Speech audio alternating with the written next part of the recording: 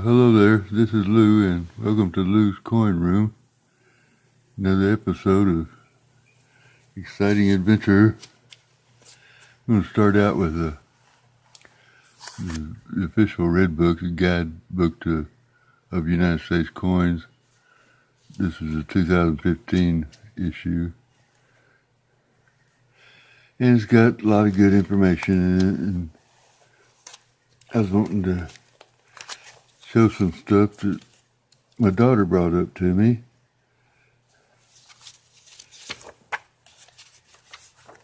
And I'm going to start out with the Lincoln cents.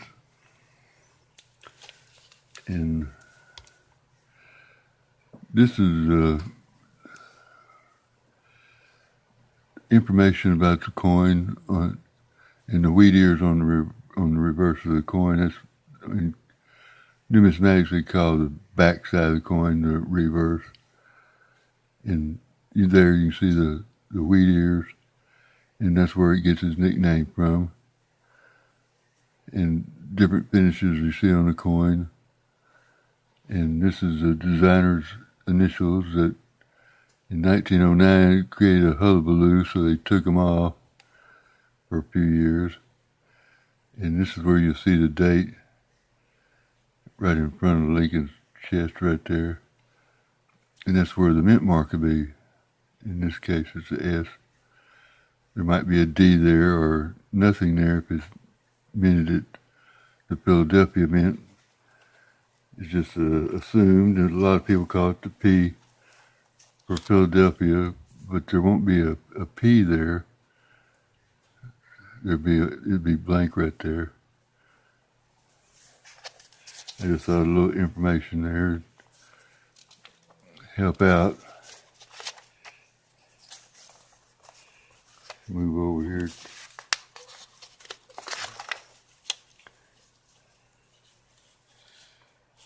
And in this one right here, there you see the D.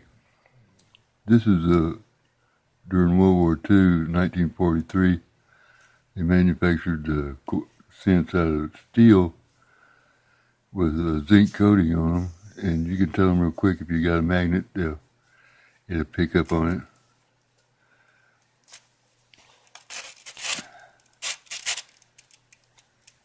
it. And right here it tells you about how they resumed the manufacture, except in bronze. They salvaged shell cases from the war.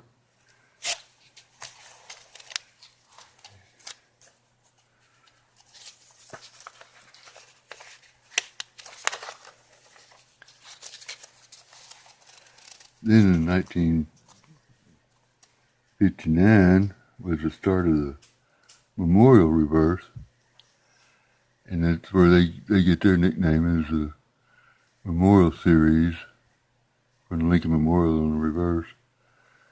And it shows you a couple of varieties of the 1960 size of the date itself. See, there's a small date, and that's a large date. And they got a lot of good information in here. They show you different stuff right there.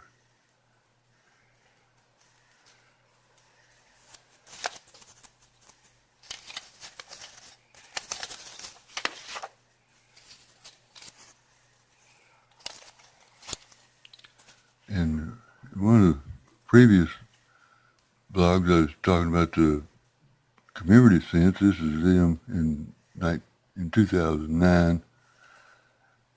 The birth and early childhood, the formative years, professional life, and the presidency.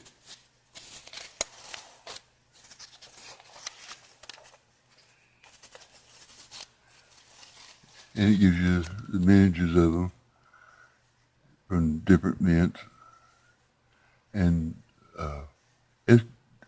estimated prices and stuff, and there's the images of them right here. And then in 2010, they went to the shield reverse, and that's what we'll be using today and into the future till it changes again.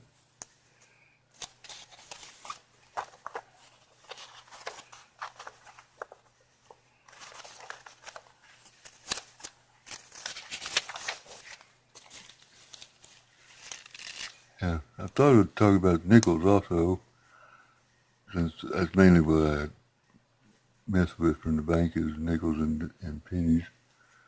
And here's what we call the buffalo nickel from the buffalo in reverse, with the Indian head on the front or obverse.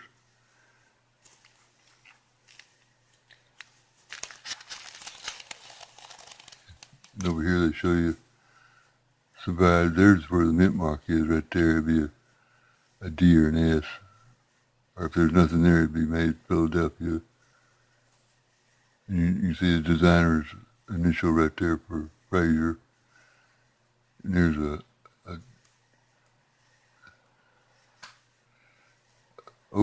double die right there where it struck twice somehow or another. And here's 1918, and you can see a 7 behind it. That's a rare coin. Then we get into the Jefferson nickels. It'd be Thomas Jefferson on the front with Monticello on the reverse. And if it's got a mint mark on it, a D or an S, it'd be right there at the side of the building. They don't show it there, but that's where it'll be.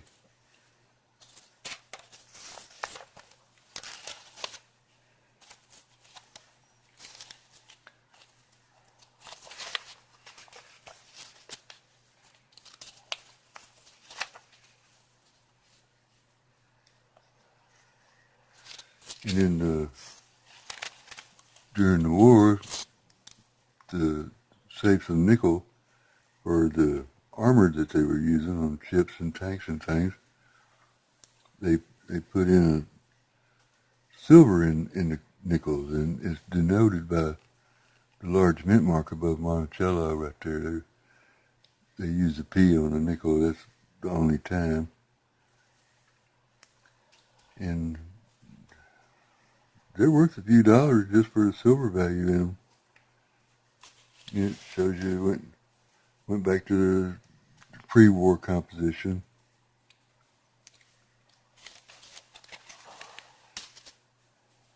And a couple of arrows right here.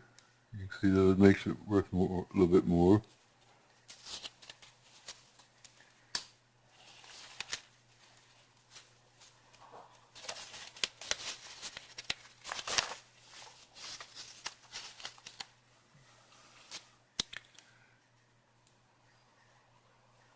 In 2004, they showed how they went to the Westward Journey nickel series, is what they call it. And there's a peace medal, the keel boat, the bison, and the ocean in view right there. And that's what this in here has the old Jefferson that we're used to on the front of these. And for 1 year only, they had this profile of Jefferson with the bison and the ocean in view.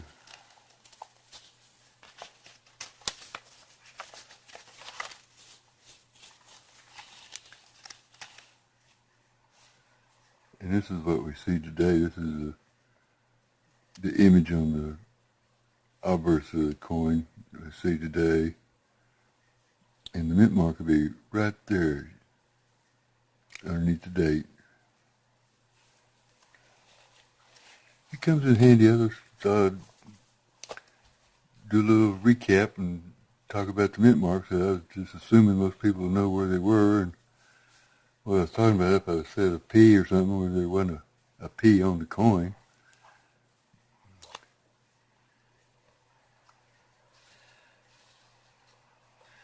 I got pocket knife I carry all the time is a buck 303.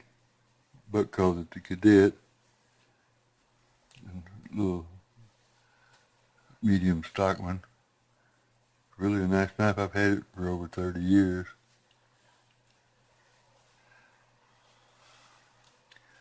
And now we get into a few of the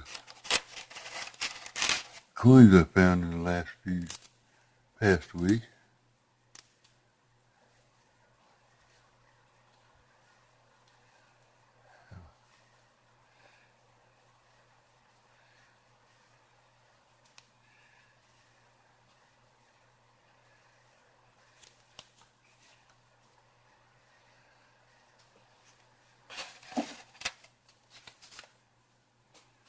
What I got here is a 52D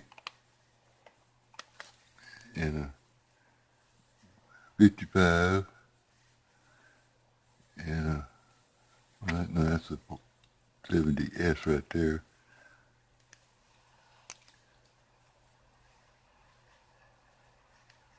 And the 55 and the 52D. And the nickels, I found one of the silver nickels, a 42S.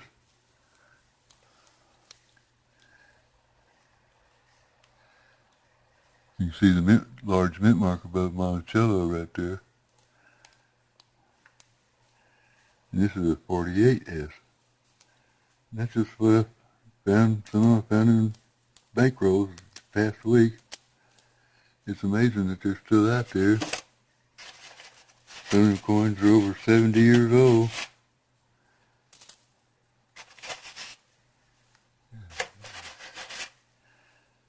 Here's another night.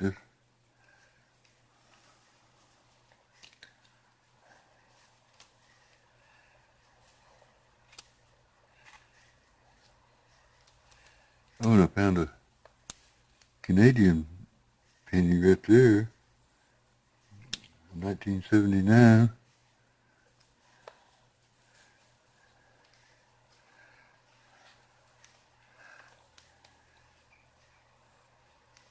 And the 58D.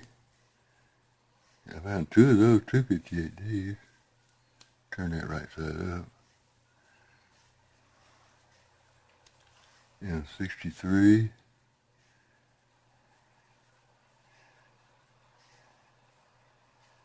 And a 60D nickel and a 41p nickel. It's amazing that you find coins out there that dadgum old.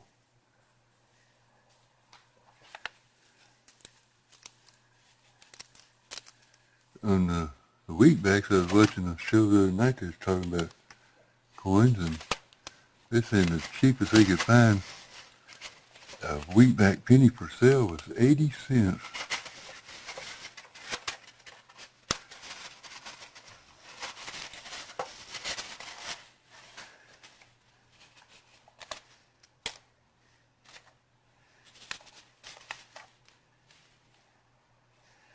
There's a 51D.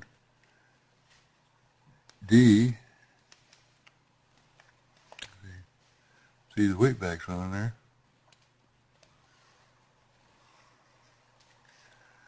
You get a 60p nickel and a 60D nickel and a 64. I usually don't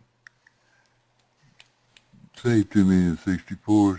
They made so blasted many of them that you see them all the time and change, unless they're fairly decent shape where you can see some detail on the building there. Really not worth keeping too many of them.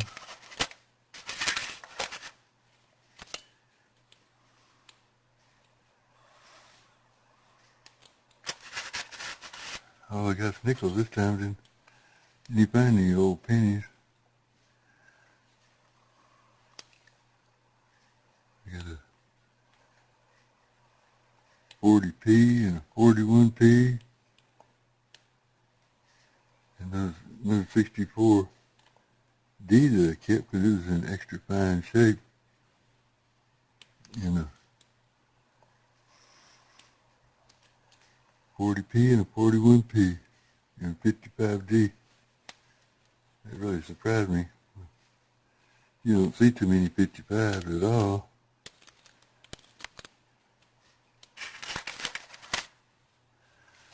And that's about it for right now. This is all. Be sure to subscribe to Loose Coin Room. And always thanks. And give me a thumbs up, please. Thank you.